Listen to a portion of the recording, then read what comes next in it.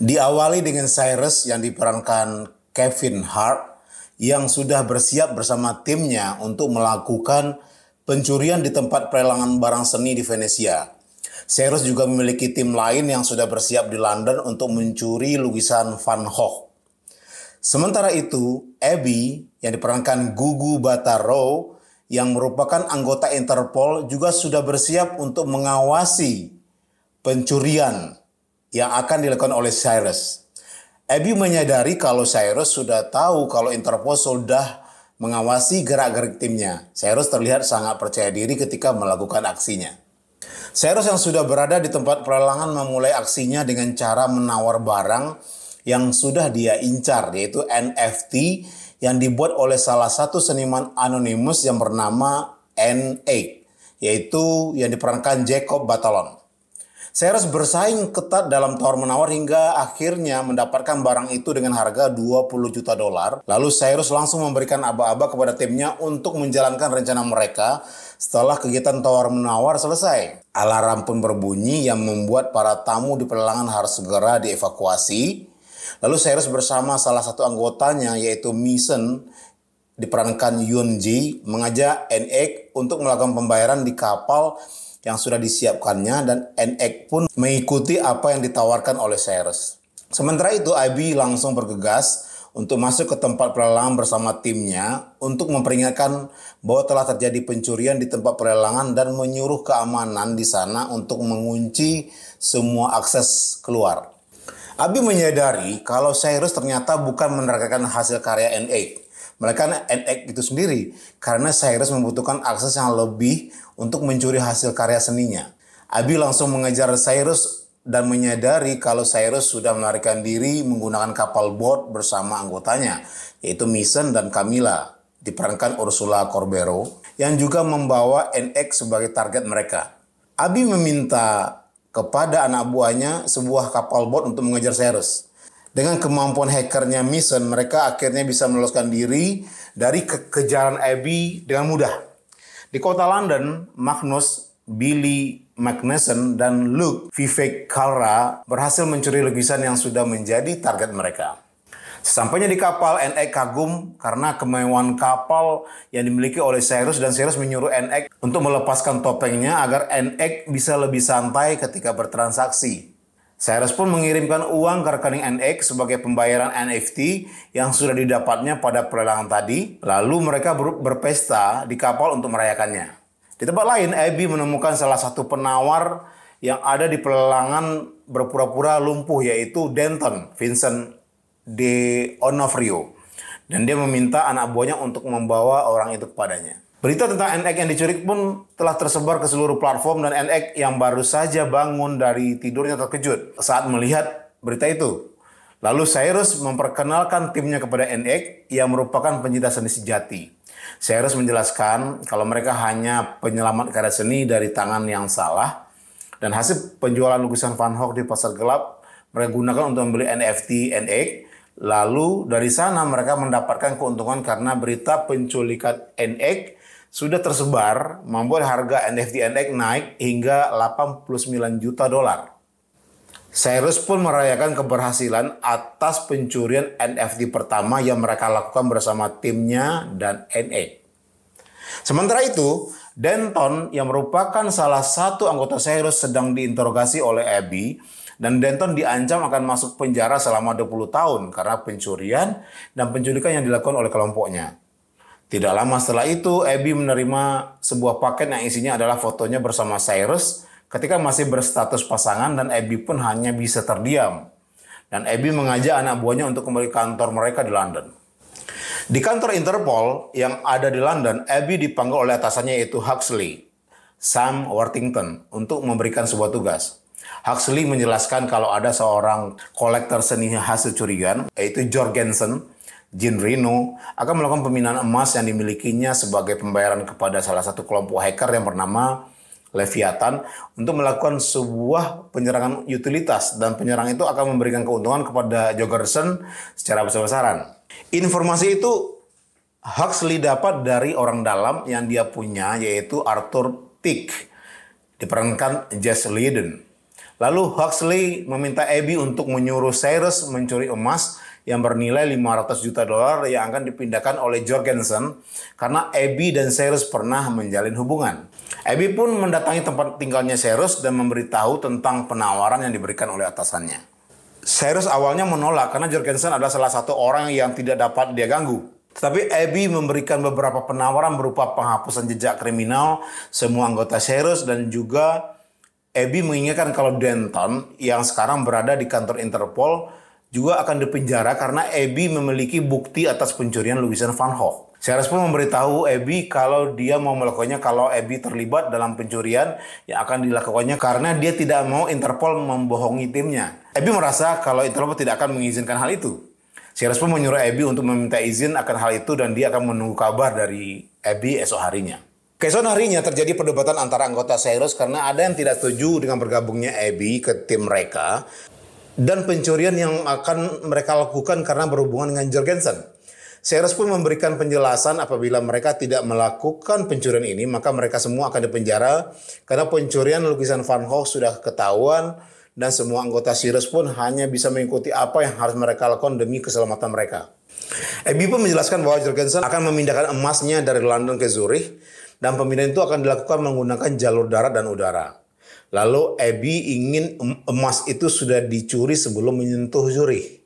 Sementara itu, Tick ketahuan kalau dirinya telah membocorkan informasi tentang pemindahan emasnya Jorgensen. Lalu Jorgensen pun memberi perintah kepada anak buahnya yaitu Cormac, diperankan Burn Gorman, untuk membereskan Tick karena telah membocorkan informasi penting. Abby mendatangi Cyrus yang sedang bersantai sementara timnya sedang merencanakan pencurian yang akan mereka lakukan. Abby bingung dengan peran Cyrus yang berada di timnya. Cyrus menjelaskan kalau dirinya mengawasi dari perspektif yang berbeda agar dapat membantu timnya dalam merencanakan sesuatu. Lalu Abby juga berusaha menghindari interaksi yang berlebihan dengan Cyrus karena dia pernah menjalin hubungan dengan Cyrus dalam waktu yang singkat waktu itu. Cyrus pun menjelaskan kepada timnya kalau mereka bukan akan mencuri emasnya saja, tapi mereka akan mencuri dengan pesawatnya juga. Seluruh anggota Cyrus pun terkejut dengan rencana yang dijelaskan karena itu adalah suatu hal yang mustahil. Lalu Cyrus pun menjelaskan kalau mereka akan mempersiapkan satu pesawat lagi untuk ditukar dan pesawat itu adalah milik Eric Molson yang diperankan Ollie Green. Abby dan Cyrus pun pergi menemui Eric Molson untuk mendapatkan pesawat itu. Lalu dengan mudah pun mereka mendapatkan pesawat itu karena Eric Molson mengaku kalau dia terbang secara ilegal di Amerika di depan Abby yang merupakan anggota Interpol. Para anggota Cyrus pun mulai mempersiapkan pesawat yang akan mereka tukar untuk melakukan pencurian. Tetapi ada satu masalah di mana mereka membutuhkan orang dalam di bagian lalu lintas udara. Abby pun tahu orang yang tepat untuk itu. Lalu Abby dan Cyrus menemui Harry, diperankan David Proud, untuk memintanya menjadi orang dalam mereka. Eric Molson awalnya menolak karena takut dipenjara karena pekerjaan yang akan dia lakukan itu bersifat tidak resmi. Lalu Eric Molson akhirnya menerimanya setelah Cyrus menaruhkan bayaran 1 juta dolar kepadanya dan Abby lalu memberitahu Cyrus kalau Huxley ingin bertemu dengan mereka berdua. Abby dan Cyrus pun bertemu dengan Huxley, lalu Huxley memberitahu kalau mayat Tick ditemukan dalam 6 kantong belanja di Irlandia. Cyrus pun mempertanyakan siapa itu Tick karena dirinya tidak diberitahu oleh Abby tentang ini. Lalu Abby memberitahu kalau Tick adalah karyawan Jorgensen dan penemuan mayat Tick membuat pemindahan emas dipercepat menjadi 10 hari lagi. Cyrus yang mendengar hal itu langsung ingin mengundurkan diri dari misi pencurian. Huxley yang mendengar itu langsung mengancam kalau dia akan mencabut kekebalan hukum yang dia berikan untuk Cyrus dan timnya. Cyrus pun terpaksa untuk melanjutkan rencana pencurian itu, tetapi dia akan melakukan itu untuk Abby, bukan untuk Huxley, karena Cyrus terlihat tidak suka kedekatan Huxley dengan Abby. Berita tentang penyerangan yang dilakukan oleh Jorgensen terhadap masyarakat pun telah disiarkan. Lalu Cyrus memberitahu timnya kalau itu hanya permulaan Jorgensen dalam rencananya dan puncaknya akan terjadi dalam 10 hari lagi. Semua anggotanya pun terkejut karena mendengar jadwal aksi pencurian mereka telah dipercepat.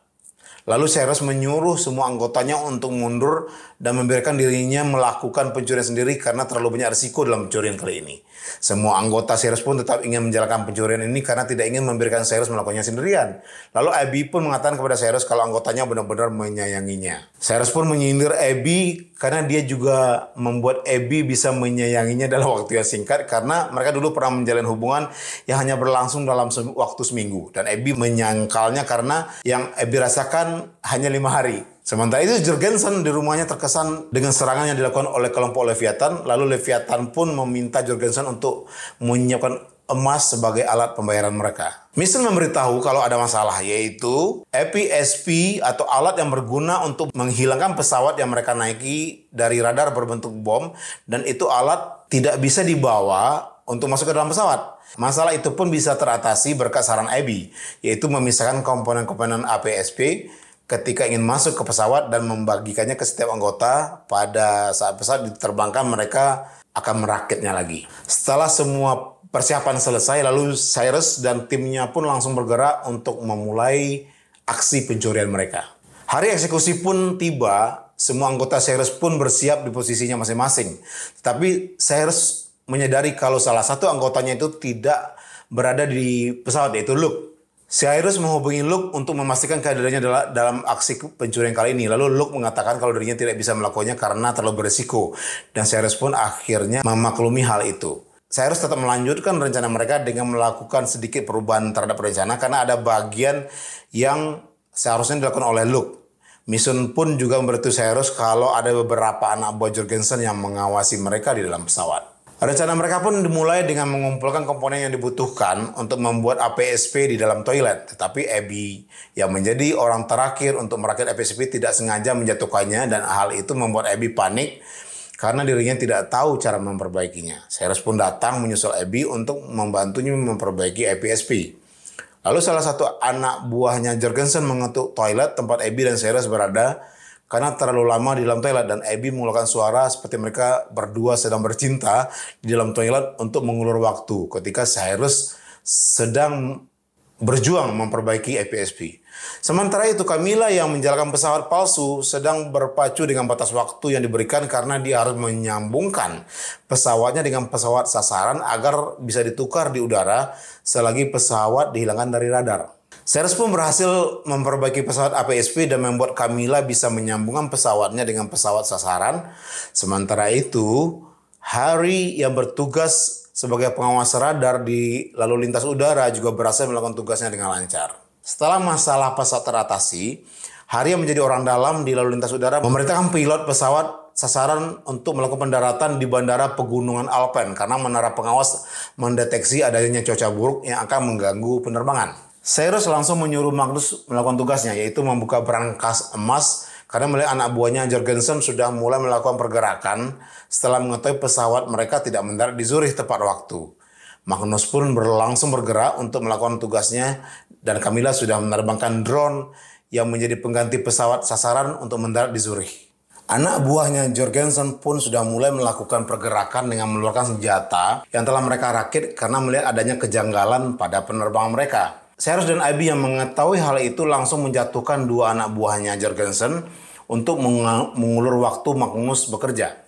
Magnus pun berhasil membuka berangkas emas tersebut, lalu Cyrus dan Abby pergi untuk mengecek ke tempatnya Magnus dan mereka pun terlambat karena Magnus sudah ketahuan oleh Cormac yang ternyata ada di pesawat itu. Sementara itu pesawat mereka berhasil mendarat di bandara yang sudah ditentukan oleh timnya Cyrus, disusul oleh Camilla yang juga berhasil mendaratkan pesawat kedua sebagai pesawat pengganti mereka. Cormac lalu memberitahu Jorgensen kalau ada pencuri yang berusaha untuk mencuri emasnya. Lalu Jorgensen menyuruh Cormac untuk membawa emasnya dan para pencuri itu ke hadapannya. Cormac pun memerintahkan Camilla untuk menerbangkan pesawat keduanya untuk mengantarkan mereka ke tempat Jorgensen berada. Tapi Camilla beralasan kalau pesawatnya tidak akan cukup untuk membawa mereka semua dan emasnya. Cormac pun menyuruh salah satu anak buahnya untuk menyingkirkan Magnus. Sementara itu Huxley yang sudah menunggu di titik terakhir pengantaran emas yang akan dicuri mendapatkan informasi kalau ada masalah di pesawat sasaran mereka dan beberapa penumpang dipindahkan ke sebuah jet pribadi. Huxley pun mengerti apa yang sedang terjadi, lalu dia menyuruh anak buahnya untuk melacak jet pribadi tersebut.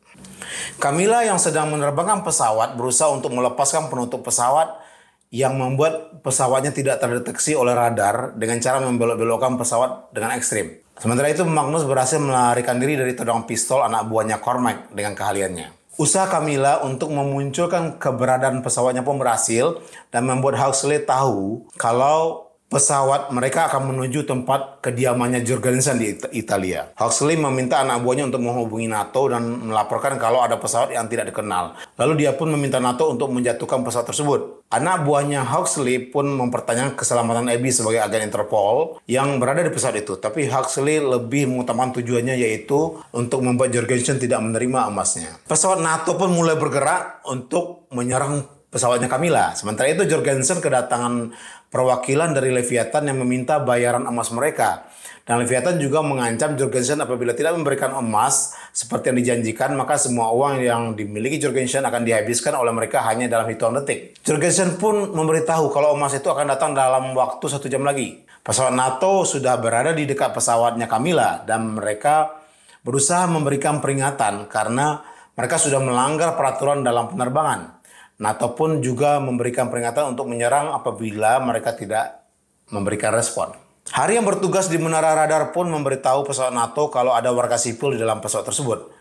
NATO pun kembali mempertanyakan perintah yang diberikan Huxley. Lalu Huxley tetap memerintahkan menembak jatuh pesawat tersebut karena laporan tentang warga sipil belum dipastikan kebenarannya. Pesawat NATO pun memberikan peringatan terakhir apabila tidak ada respon maka mereka akan menembak jatuh pesawatnya Camilla. Cyrus dan Abby pun melakukan perlawanan di dalam pesawat untuk memberitahu kalau ada warga sipil yang disandera di dalam pesawat. Lalu upaya mereka pun berhasil untuk mengirimkan pesan kepada pesawat NATO menggunakan fitur yang dimiliki pesawat tersebut. NATO langsung menarik pesawat mereka setelah mendapatkan pesan tentang warga sipil yang disandera dalam pesawat. Lalu Cyrus, Abby, dan Camilla yang melakukan perlawanan pun berhasil menyingkirkan Cormac dan anak buahnya. Mereka pun berhasil mendaratkan pesawat di kediaman Jorgensen dengan cara yang tidak biasa karena pesawat mereka memiliki beberapa masalah ketika sedang terbang. Jorgensen dan perwakilan Leviathan pun langsung mendatangi mereka yang baru saja turun dari pesawat.